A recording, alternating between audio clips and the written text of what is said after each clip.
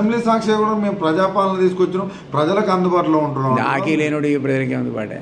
నేనైతే 2 terms MLC.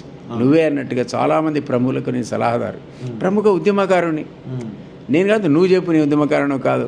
69లో lathi దెబ్బలు తిన్నోడు ఉద్యమకారుడు కాబట్టి నువ్వు అవుతావా? నువ్వు పుట్టనే లేదు. తెలంగాణ గురించి నేను మాట్లాడిన రోజు నువ్వు పుట్టలేవు, నీకు ఛాన్స్ లేదు ఆ 69 యాజిటేషన్లో పార్టిసిపేట్ కావడానికి. మళ్ళీ దేశ ఉద్యమాలు రావాలి కదా, ఎందుకు రాలే? ఎందుకు సమైక్య పార్టీలు ఉన్నవాటి పాపం రాలే. రాకపోతే రాపాను, ప్రజలకు అవకాశం ఇచ్చి కొన్ని దించేసినాక నువ్వైతే తెలంగాణ సూయితో పరిపాలిస్తావా లేదా? అది పోని. నేను 4 నెలల నుంచి అపాయింట్మెంట్ అడుగుతున్నా, 4 నెలల నుంచి. 2 టైమ్స్ ఎమ్మెల్సీ, చాలామందికి సలహాదారు, ఒక ఉద్యమకారుడు. నీకు ఏదో చెప్దాం అనుకున్నా ఇట్లాంటివే, నీకు మీడియాలో చెప్పే బదులు ఆయన చెవులో చెప్దాం అనుకున్నా.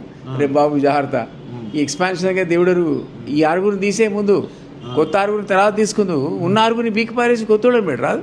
ఇప్పుడు ఒక కాన్సెప్ట్ వచ్చింది, ఉన్న ఆరుగురిని తీసేయాలంటారా మీరు? అరే మరి నువ్వు మంచిగా పోయి 1200 మంది ఆత్మ బలిదానాలు చేసుకుని వచ్చిన తెలంగాణలో ఈ సమైక్యవాదులు, ఉద్యమ ద్రోహులు, అవినీతి పరులను పెట్టుకోవడానికి నువ్వు తెలంగాణ తెచ్చినావా? పీకి అవతల పారేసాయి. ఏం భయమైంది నీకు?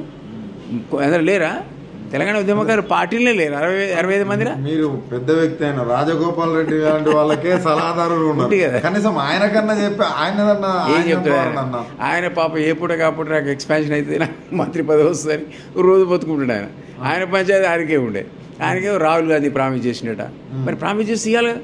ప్రామిస్ చేసినాడు ఎవడు? కుటుంబంలో 3 ఇస్తావో 2 ఇస్తావో వెనక కావాలి. నువ్వు ప్రామిస్ చేసినవా లేదా? చేస్తే ఇవ్వాలి. చేస్తే నువ్వు అడ్డుపడుతున్నావు. దాని అర్థం ఏంటంటే రాజగోపాల్ మంత్రి కాకుండా రేవంత్ రెడ్డి అడ్డుపడుతున్నా అంటాను నేను అంటున్నా పోయి. ఎందుకు రాదు ఆయనకు? పాపం ప్రామిస్ చేసిండా లేదా? చేయకపోతే వదిలిపెట్టి.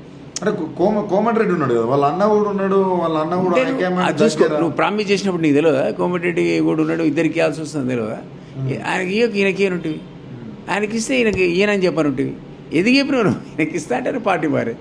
నిజమే కదా పాప. ఆయన ఒక ఆస్పెక్ట్. ఇంకొక ఆస్పెక్ట్లో ఈరోజు బీసీ కాన్సెప్ట్ బ్రహ్మాండంగా ఎమర్జ్ అయింది. అంటే నువ్వు ఒక మాది ఎక్కిస్తావు మాలకి ఇవ్వయి, ఒక మున్నూరు కాపుకి ఇస్తావు గౌడుకి ఇవ్వయి, ఒక మైనారిటీకి, ఆదివాసీల సీతకి, లంబాడకి, అరే అది కూడా ఇవ్వలేవా? సమతుల్యత అయితే అన్ని క్యాస్ట్లకి ఇప్పుడున్న సిచ్యువేషన్లో తీర్మానం వలన నువ్వు ఈ కులగన జింపి అవతల బారేసి ఉత్సవం జాలబెట్టండి అన్నాడు. ఎందుకు సస్పెండ్ చేసినవా లేదా? మరి వెంకటరెడ్డి ఎందుకో బుడ్రా ఖాన్ వీడు గొట్టంగాడంటే ఎందుకు సస్పెండ్ చేయలేదు ఆయన్ని? రెడ్డి గారు కాబట్టి నువ్వేం చేయలే.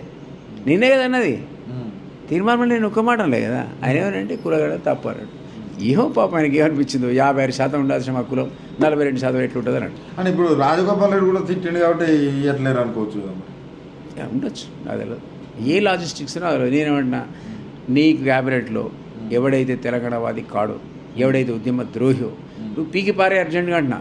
అవినీతి పరి మీద చర్య తీసుకో, బట్టలు ఉడి తీసుకొట్టు అంటున్నా మంత్రిని. ఈ మిగిలిన 6 సంగతి దేవుడు ఎరుగు, ముందు సంస్కరించుకో అంటున్నా నేను.